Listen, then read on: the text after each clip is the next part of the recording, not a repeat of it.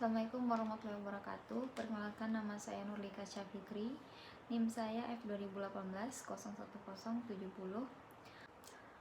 Pada video kali ini saya akan menjelaskan mengenai hubungan struktur aktivitas, kelarutan, sifat kimia dan fisika, dan aktivitas biologis obat. Di mana poin-poinnya yang pertama yaitu aktivitas biologis senyawa seri homolog. Kedua, prinsip Ferguson atau spesifik dan tidak spesifik. Kemudian ketiga, ionisasi, pembentukan kelat, potensial redoks, aktivitas permukaan dan aktivitas biologis. Sifat hidrofilik atau lipofilik berhubungan dengan kelarutan dalam air. Sedangkan lipofilik atau hidrofobik berhubungan dengan kelarutan dalam lemak. Gugus yang meningkatkan kelarutan molekul dalam air disebut gugus hidrofilik yang bersifat polar. Sedangkan dalam lemak disebut gugus lipofilik atau non-polar. Dapat dilihat pada tabel di samping. Pada hidrofilik bersifat kuat, sedang, dan ikatan tak jenuh. Sedangkan lipofilik rantai hidrokarbon alifatik, alkil aril, dan hidrokarbon polisiklik. Sifat kelarutan berhubungan dengan aktivitas biologis dan senyawa seri homolog, dan proses absorpsi obat mempengaruhi intensitas aktivitas biologis obat. Overton 1901 menyatakan bahwa kelarutan senyawa organik dalam lemak berhubungan dengan penembusan membran sel. Senyawa nonpolar bersifat mudah larut dalam lemak. Artinya, nilai koefisien parsisi lemak atau air besar, meningkatkan mudah menembus membran sel secara difusi pasif. Aktivitas biologis senyawa seri homolog. Pada seri homolog, senyawa sukar terdisosiasi. Artinya, perbedaan struktur hanya menyangkut perbedaan jumlah dan panjang rantai atom C. Intensitas aktivitas biologisnya bergantung pada jumlah atom C. Makin panjang rantai samping atom C, bagian molekul nonpolar meningkat, titik didih meningkat, kelarutan dalam air menurun, koefisien parsisi lemak atau air meningkat, tegangan permukaan dan kekentalan meningkat, menyebabkan aktivitas biologis meningkat sampai tercapai aktivitas maksimum. Bila panjang rantai atom C terus ditingkatkan, maka aktivitas akan menurun secara drastis, menyebabkan S atom C meningkat, kelarutan dalam air menurun, kelarutan dalam luar sel menurun, dan proses transport obat ke tempat aksi atau reseptor juga menurun. Maka aktivitas sama dengan sangat kurang. Kelarutan dan koefisien partisi lemak atau air merupakan sifat fisik penting yang senyawa seri homolog maksimum. Homolog untuk menghasilkan aktivitas biologis. Senyawa seri homolog yaitu pertama N-alkohol, alkil resorcinol, alkil fenol, dan alkil resol atau antibakteri. Yang kedua itu ester, asam para, aminobenzoat, anestesis setempat. Hubungan kelarutan aktivitas antibakteri N-alkohol primer terhadap kuman B, Typhus A, dan S. aureus B. C adalah garis kejenuhan. Dapat dilihat pada diagram samping itu mengenai hubungan kelarutan dan aktivitas antibakterial N-alkohol primer terhadap kuman B, Typhus pada grafik A, dan S. aureus pada grafik B, sedangkan grafik C itu garis kejenuhan. Hubungan jumlah atom C dengan aktivitas antibakteri seri homolog N-alfatis alkohol. Atom C meningkat, aktivitas meningkat secara maksimal atau sampai maksimal. Kemudian atom C meningkat, maka aktivitas akan menurun. Pengaruh pencabangan dan ikatan rangkap menyebabkan kelarutan air meningkat. Kuadran kiri menyebabkan aktivitas menurun. Aktivitas N-heksanol lebih besar heksanol sekunder, lebih besar heksanol tersier terhadap B. Tifosus.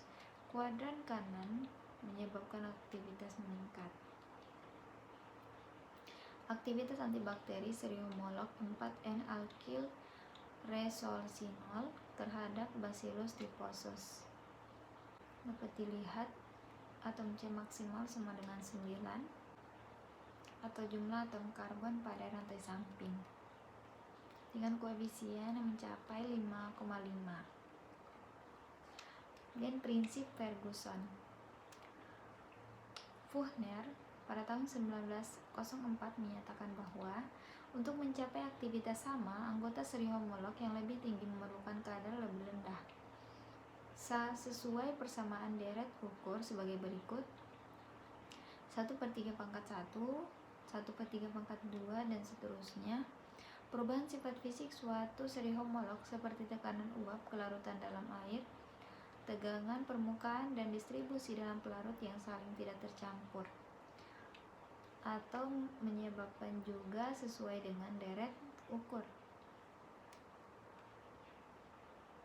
Yang pertama yaitu kelarutan dalam air, kedua kadar toksis PS Bacillus tifosus, keempat kadar untuk menurunkan tegangan permukaan air menjadi 50, keempat tekanan uap pada 25 derajat Celcius, dan kelima koefisien partisi air atau minyak biji kapas.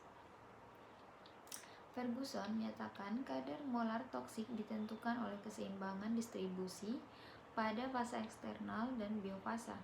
Pada keadaan kesetimbangan, kecenderungan obat untuk meninggalkan biofasa dan fasa eksternal adalah sama. Walaupun kadar obat dalam masing-masing fasa berbeda, kecenderungan obat untuk meninggalkan fasa disebut aktivitas termodinamik. Model kerja obat yaitu senyawa berstruktur tidak spesifik dan senyawa berstruktur spesifik.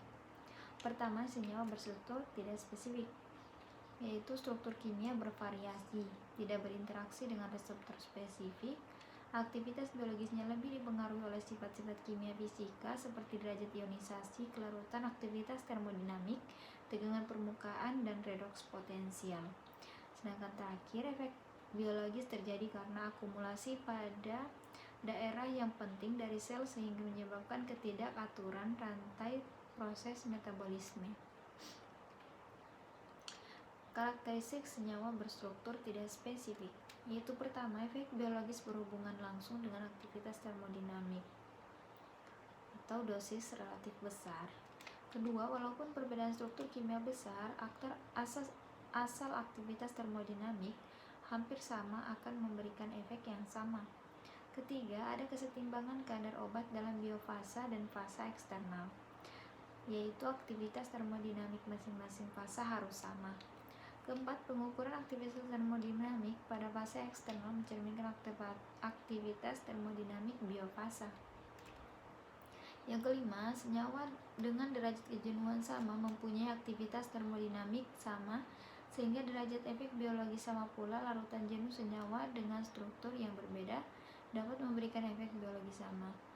Keenam, aktivitas termodinamik dari obat yang berupa gas ataupun uap. Model kerja obat atau senyawa berstruktur tidak spesifik dan senyawa berstruktur spesifik. Senyawa yang memberikan efek dengan meningkatkan reseptor spesifik. Aktivitas tergantung pada aktivitas termodinamik, yaitu lebih tergantung pada struktur kimia dan spesifik.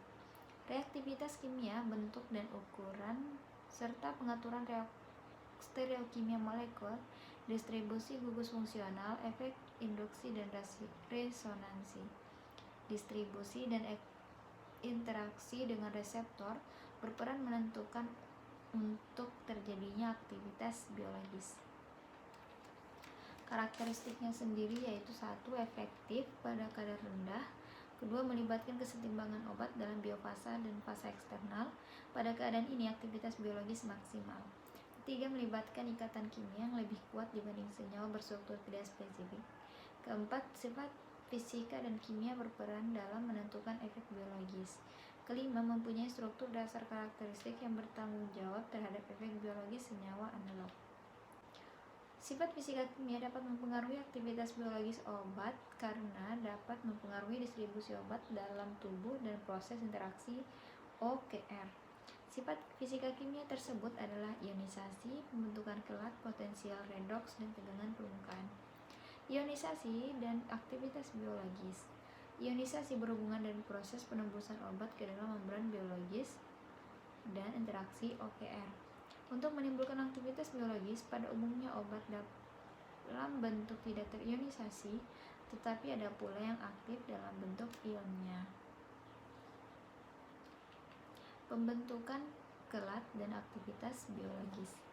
Kelat adalah senyawa yang dihasilkan oleh kombinasi senyawa yang mengandung gugus elektron donor dengan ion logam, membentuk suatu struktur cincin. Contoh gugus yang dapat membentuk kelat yaitu gugus amin primer, sekunder, tersier, oksim, imin, tersubstitusi, dan lainnya. Ligan adalah senyawa yang dapat membentuk struktur cincin dengan logam karena mengandung atom yang bersifat elektron donor, seperti N, S, O. Struktur cincin yang pada umumnya terdapat dan cukup stabil adalah cincin dengan jumlah L5 dan 6. Contoh ligan dalam sistem biologis yang pertama yaitu asam amino, contohnya glisin, sistein, histamin, dan asam glutamat. Kedua yaitu vitamin, contohnya riboflavin dan asam folat. Ketiga basapurin yaitu hipoksatin dan guanosin. Keempat asam trikarboksilat, contohnya asam laktat dan asam sitrat. Potensial redoks dan aktivitas biologis. Potensial redoks adalah ukuran kuantitatif kecenderungan senyawa untuk memberikan atau menerima elektron. Hubungan kadar oksidator dan reduktor ditunjukkan oleh persamaan inerts. Reaksi redoks adalah perpindahan elektron dari satu atom ke atom yang lainnya. Pengaruh potensial redoks tidak dapat diamati secara langsung karena hanya berlaku untuk sistem keseimbangan ion tunggal dan bersifat irreversibel. Pada sistem interaksi obat secara redoks, pengaruh sistem distribusi dan faktor sterik sangat kecil. Contohnya turunan quinon, SB dan AS, dan riboflavin. Sekira cukup sekian materi dari saya mengenai hubungan struktur aktivitas obat.